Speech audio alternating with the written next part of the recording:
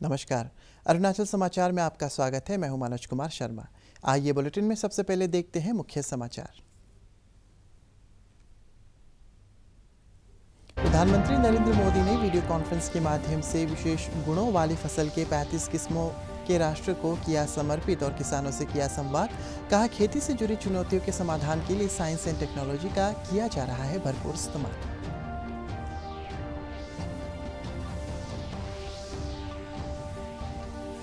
अरुणाचल प्रदेश के राज्यपाल doctor B D Mishra ने तवांग के युद्ध स्मारक में 60 फीट ऊंचे हाई मास्ट पर राष्ट्रध्वज का किया उद्घाटन। कहा, नागरिकों के बीच राष्ट्रवाद, त्याग और बंधुत्व की भावना पैदा करता है राष्ट्रध्वज। तिरंगे के विकास में महत्वपूर्ण भूमिका निभाने वाली हस्तियों को किया गया याद। गैर सरकारी संगठन विमेन अगेंस्ट सोशल इविल्स द्वारा अरुणाचल प्रदेश राज्य महिला आयोग के सहयोग से पासीघाट में 1 दिवसीय कानूनी जागरूकता कार्यक्रम का आयोजन। महिला आयोग के अध्यक्ष राधेलू चाय तेची ने लैंगिक समानता, महिला सशक्तिकरण और बालिकाओं को बेहतर शिक्षा देने के लाभों पर दिया जोर। प्रधानमंत्री नरेंद्र मोदी ने आज वीडियो कॉन्फ्रेंस के माध्यम से विशेष गुणों वाली फसल की 35 किस्मों को राष्ट्र को समर्पित किया। देश के सभी भारतीय कृषि अनुसंधान परिषद संस्थानों, राज्य और केंद्रीय कृषि विश्वविद्यालयों और कृषि विज्ञान केंद्रों में इस कार्यक्रम का आयोजन किया गया। प्रधानमंत्री ने रायपुर में National Biotic Stress Tolerance Institute के नवनिर्मित परिसर का लोकार्पण भी किया। इस संस्थान की स्थापना जैविक संबंधी दिक्कतों को दूर करने में बुनियादी और रणनीतिक अनुसंधान करने, मानव संसाधन विकसित करने तथा नीतिगत सहायता प्रदान करने के लिए की गई है। इस अवसर पर श्री मोदी ने किसानों से संवाद भी किया। प्रधानमंत्री ने कहा है कि बीते 6-7 सालों में खेती से जुड़ी चुनौतियों के समाधान के लिए साइंस एंड टेक्नोलॉजी का भरपूर इस्तेमाल किया जा रहा है। टेक्नोलॉजी को खेती से जुड़ी चुनौतियों के समाधान के लिए प्राथमिकता के आधार पर उपयोग किया जा रहा है। विशेष रूप से बदलते हुए मौसम में नई परिस्थितियों के अनुकूल अधिक पोषण युक्त बीजों, इस पर हमारा फोकस बहुत अधिक है। हाल के वर्षों में अलग अलग फसलों की ऐसी 1300 से अधिक सीड वैरायटी, बीज की विविधताएं तैयार की गई हैं। इसी श्रृंखला में आज 35 और क्रॉप वैरायटीज देश के किसानों के चरणों में समर्पित की जा रही है। अरुणाचल प्रदेश के राज्यपाल डॉक्टर बी डी मिश्रा ने तवांग के युद्ध स्मारक में आज 60 फीट ऊंचे हाई मास्ट पर राष्ट्रध्वज का उद्घाटन किया और उसे फहराया। तवांग के स्थानीय नागरिकों और सेना के जवानों की जय जयकार के बीच राज्यपाल ने 190 माउंट ब्रिगेड और फ्लैग फाउंडेशन ऑफ इंडिया द्वारा आयोजित एक बहुत ही सम्मानजनक समारोह में औपचारिक रूप से राष्ट्र को हाई मास्ट ध्वज समर्पित किया। इस अवसर पर राज्यपाल ने कहा है कि राष्ट्रीय ध्वज हमारे राष्ट्र भारत की एकता और अखंडता का प्रतीक है। उन्होंने कहा है कि ये नागरिकों के बीच राष्ट्रवाद, त्याग और बंधुत्व की भावना पैदा करता है और उनके बीच अपनेपन और एकीकरण की निशानी है। भारत के राष्ट्रीय ध्वज के इतिहास पर प्रकाश डालते हुए राज्यपाल ने सिस्टर निवेदिता, स्वामी विवेकानंदा की आयरिश शिष्या मैडम भिकाजी कामा, एनी बेसेंट, लोकमान्य बाल गंगाधर तिलक और पिंगली वेंकैया के योगदान को याद किया, जिन्होंने हमारे राष्ट्रीय ध्वज के विकास में महत्वपूर्ण भूमिका निभाई थी। एक हाई मास्ट पर अपना तिरंगा झंडा फहरा रहे हैं। यह हमारी एकता, संप्रभुता, स्वतंत्रता और आत्मविश्वास का प्रतीक है। हम तो फौजी हैं। हम फौजी इसी को देख करके अपना सब कुछ देश के लिए न्यौछावर करते हैं और जब हम कहीं पर विजय प्राप्त करते हैं तो हम सबसे पहले इसी झंडे को वहाँ पर लगाते हैं। यह आज का दिवस, ये जो ऑर्गेनाइज किया गया है कार्यक्रम, ये बहुत महत्वपूर्ण है और इसके लिए मैं आप सबको धन्यवाद देता हूँ और इस झंडे को सैल्यूट करता हूँ। धन्यवाद। गैर सरकारी संगठन विमेन अगेंस्ट सोशल इविल्स द्वारा अरुणाचल प्रदेश राज्य महिला आयोग के सहयोग से सोमवार को पासीघाट में एक दिवसीय कानूनी जागरूकता कार्यक्रम का आयोजन किया गया और महिलाओं से संबंधित विभिन्न मुद्दों पर जागरूकता पैदा की गई। कार्यक्रम में महिला आयोग की अध्यक्ष राधेलु चाय तेची, उपाध्यक्ष हेयोमाई तौसिक, आयोग की सदस्य तेची हुनमाई और ईस्ट सियांग के पुलिस अधीक्षक सुमित कुमार झा ने भाग लिया। सभा को संबोधित करते हुए महिला आयोग के अध्यक्ष तेची ने लैंगिक समानता, महिला सशक्तिकरण और बालिकाओं को बेहतर शिक्षा देने के लाभों पर विस्तार से बात की। उन्होंने दोहराया है कि आयोग सभी महिलाओं के अधिकारों के संरक्षण के लिए खड़ा है और कहा है कि इन दिनों अधिक से अधिक महिलाएं बहुत अधिक शोषण का शिकार हो रही है और इस मुद्दे से निपटने के लिए आयोग लगातार अध्ययन कर रहा है और विभिन्न तरीकों एवं रणनीति की तलाश कर रहा है। उन्होंने कहा है कि पंचायत और विधानसभाओं में सहित सभी मोर्चे पर महिलाओं की अधिक भागीदारी आवश्यक है।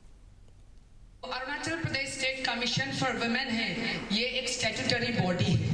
गवर्नमेंट ने इसको इसीलिए बनाया है ताकि महिलाओं को उसका हक मिल सके।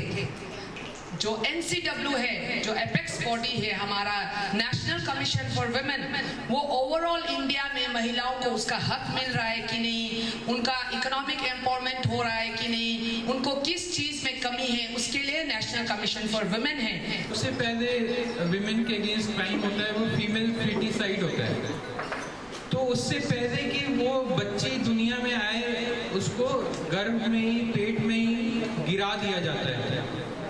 तो इसलिए जो एक साइकिल है क्राइम का विमेन के अगेंस्ट, तो वो वहीं पे शुरू हो जाता है। उसके बाद एक बच्ची अगर जन्म ले भी देती है, आई थिंक जो भी मैं बोल रहा हूँ, some of the things might not be true in the context of Arunachal Pradesh, but in general मैं आप लोगों को बता रहा हूँ कि ये हमारे देश में, हमारी सोसाइटी में एक तरह का ये एक जनरल ट्रेंड है। केंद्रीय सूचना एवं प्रसारण राज्य मंत्री एल मुरुगन सोमवार को निर्विरोध मध्य प्रदेश से राज्यसभा के सदस्य निर्वाचित हुए। कोई अन्य प्रत्याशी चुनाव मैदान में नहीं होने पर वो निर्विरोध निर्वाचित हुए। रिटर्निंग ऑफिसर और विधानसभा के प्रमुख सचिव AP सिंह ने निर्वाचन घोषित कर उन्हें प्रमाण पत्र सौंपा। मध्य प्रदेश से राज्यसभा की 11 सीटें हैं। इसमें से एक सीट कर्नाटक के राज्यपाल थावरचंद गहलोत के इस्तीफा देने के बाद रिक्त हुई थी। इसे भरने के लिए 15 सितंबर से चुनाव प्रक्रिया शुरू हुई थी। कांग्रेस व अन्य विपक्षी दलों या किसी सामान्य व्यक्ति द्वारा चुनाव मैदान में उतरने के लिए नामांकन दाखिल नहीं किए जाने से चुनाव में मतदान की स्थिति नहीं बनी। देश भर में पिछले 24 घंटे में कोविड के 18,795 नए मामले दर्ज किए गए और 26,000 से अधिक रोगी स्वस्थ हुए। इस दौरान कल कोविड महामारी से 179 रोगियों की मौत हुई। केंद्रीय स्वास्थ्य मंत्रालय के अनुसार इस समय देश में कोविड के कुल 2,92,206 सक्रिय मामले हैं और रिकवरी दर 97.81% हो गई है। भारतीय आयुर्विज्ञान अनुसंधान परिषद ICMR के अनुसार अब तक देश में 87 करोड़ 7 लाख से अधिक कोविड टीके लगाए जा चुके हैं। पिछले 24 घंटे में 1 करोड़ 2,22,000 से अधिक कोविड टीके लगाए गए। इधर अरुणाचल प्रदेश में सोमवार को कोविड संक्रमण के 43 नए मामले सामने आए और 47 रोगी स्वस्थ हुए। इस दौरान राज्य में कोविड के सक्रिय मामलों की संख्या 319 है और रिकवरी दर 98.90% है। सोमवार को कोरोना जांच के लिए राज्य भर से 2,802 सैंपल एकत्रित किए गए। राज्य में अब तक 11,55,669 कोविड टीके लगाए जा चुके हैं और 8,87,840 टीके उपलब्ध हैं। भारत का शानदार स्वाधीनता संघर्ष आधुनिक विश्व के महानतम संघर्षों में से एक है। दूरदर्शन समाचार द्वारा प्रसारित किए जा रहे आज़ादी का सफ़र में आज हम बात करेंगे स्वतंत्रता सेनानी राजा राम मोहन रॉय के बारे में। आज ही के दिन वर्ष 1833 में महान विद्वान, सुधारक, देशभक्त, पथ प्रदर्शक, धार्मिक समरसता के प्रणेता और भारतीय पुनर्जागरण के अग्रदूत राजा राम मोहन रॉय ने अंतिम सांस ली। बचपन से ही उन्होंने अंधविश्वासों और सामाजिक कुरीतियों का विरोध किया। वे हिमालय में घूमते रहे और तिब्बत चले गए। वे कई जगह गए और इस दौरान प्राप्त अनुभवों ने उन्हें व्यापक दृष्टिकोण दिया। उन्होंने अंग्रेजी, विज्ञान, पश्चिमी चिकित्सा और प्रौद्योगिकी के अध्ययन की हिमायत की। 1814 में राजा राममोहन रॉय ने सामाजिक और धार्मिक सुधार शुरू करने के लिए आत्मीय सभा का गठन किया। उन्होंने विधवाओं के पुनर्विवाह के अधिकार और महिलाओं के लिए संपत्ति के अधिकार सहित महिलाओं के अधिकारों के लिए अभियान चलाया। उन्होंने महिलाओं की शिक्षा का भी समर्थन किया। 1828 में राममोहन रॉय ने ब्रह्म समाज की स्थापना की, जो देश के पहले सामाजिक धार्मिक सुधार संगठनों में से एक था। ये राजा राममोहन रॉय ही थे जिन्होंने सती प्रथा को समाप्त करने के लिए लड़ाई लड़ी थी। राजा राममोहन रॉय को मुगल बादशाह अकबर शाह द्वितीय ने राजा की उपाधि दी थी और उन्हें अपना प्रतिनिधित्व करने के लिए इंग्लैंड भेजा था। वो 1833 में इंग्लैंड गए। ब्रिस्टल पहुंचने के 10 दिन बाद राजा राममोहन रॉय बीमार पड़ गए। उन्हें मेनिंजाइटिस हुआ था। 27 सितंबर 1833 को इस महान समाज सुधारक ने अंतिम सांस ली। आज विश्व रेबीज दिवस है। रेबीज एक ऐसा रोग है जो रेबीज वायरस से संक्रमित कुत्ते, बिल्ली, बंदर, नेवला, सियार और अन्य जानवरों के काटने से फैलता है। रेबीज के 95% से अधिक मामले में कारण रेबीज से संक्रमित कुत्ते का काटना होता है। इसी के मद्देनज़र केंद्रीय स्वास्थ्य मंत्री मनसुख मांडविया ने आज national action plan for dog mediate rabies elimination को लॉन्च किया। इस मौके पर उन्होंने कहा है कि ICMR रेबीज वैक्सीन की कीमत कम करने की दिशा में गंभीरतापूर्वक प्रयासरत है। आगामी 1 अक्टूबर से 3 अक्टूबर तक उत्तराखंड की राजधानी देहरादून में आयोजित होने जा रही नेशनल स्पोर्ट्स चैंपियनशिप 2021 में हिस्सा लेने के लिए जा रही अरुणाचल प्रदेश की कबड्डी टीम को अरुणाचल कबड्डी एसोसिएशन के अध्यक्ष बामांग रमन ने रवाना किया। इस अवसर पर श्री रमन ने कहा है कि उन्हें उम्मीद है कि अरुणाचल की kabaddi team national sports championship में अच्छा प्रदर्शन करेगी। ये championship national sports and physical fitness द्वारा आयोजित की जा रही है। विश करता है कि हमारा यहाँ का जो जितना जो प्लेयर सिलेक्ट किया, जो हम लोग जो एसोसिएशन का ओर से सिलेक्ट करके हम लोग भेज रहे हैं, हम लोग होप करता है कि वो कोशिश करे और चैंपियनशिप को लेके आएगा। तो अरुणाचल में हम लोग फर्स्ट टाइम होगा कबड्डी के ओर से जो नेशनल लेवल में चैंपियनशिप टूर्नामेंट में पार्टिसिपेट करने जा रहा है। ये चैंपियनशिप कहाँ पे होने जा रहा है, कितने दिनों का होगा, यहाँ से कितने टीम जा रहा है? ये यहाँ से हम लोग जो एक टीम सिलेक्ट करके जा रहा है कबड्डी, मतलब हम लोग अरुणाचल का एसोसिएशन का ओर से। तो हम लोग को यहाँ पे जो 1 अक्टूबर से लेके भारतीय मजदूर संघ से जुड़े all Arunachal Pradesh workers association के नवनिर्वाचित प्रदेश कार्यकारिणी सदस्यों का आज शपथ ग्रहण कार्यक्रम आयोजित किया गया। इस अवसर पर all Arunachal Pradesh workers association के अध्यक्ष जेली सोनम ने कहा है कि देश में असंगठित क्षेत्र काफ़ी बिखरा हुआ है और सरकार को इससे व्यवस्थित करने का प्रयास करना चाहिए। उन्होंने कहा है कि यूनियन की तरफ से हाल में मुख्य सचिव को इस बारे में एक ज्ञापन सौंपा गया।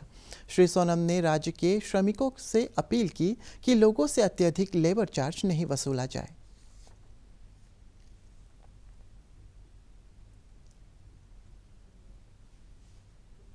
दूरदर्शन समाचार यानी डीडी न्यूज़ ने समसामयिक मुद्दों पर चर्चा के लिए कॉन्क्लेव नाम का नया शो शुरू किया है। इस शो का पहला एपिसोड आज रात 9 बजे डीडी न्यूज़ पर प्रसारित किया जाएगा, जिसमें विशेषज्ञ ईज ऑफ लिविंग पर चर्चा करेंगे। पेश है शो का promo. To you different walks of life. One very important topic that we will bring to you today is on ease of living. देश में ये डिजिटाइजेशन की वजह से प्लेटफॉर्म्स बने, गवर्नमेंट ई मार्केट प्लेस बने। ईज ऑफ लिविंग तब होती है जबकि साधारण व्यक्ति, उसके पास घर हो, उसके पास बैंक अकाउंट हो, उसके पास बिजली हो, सड़क हो।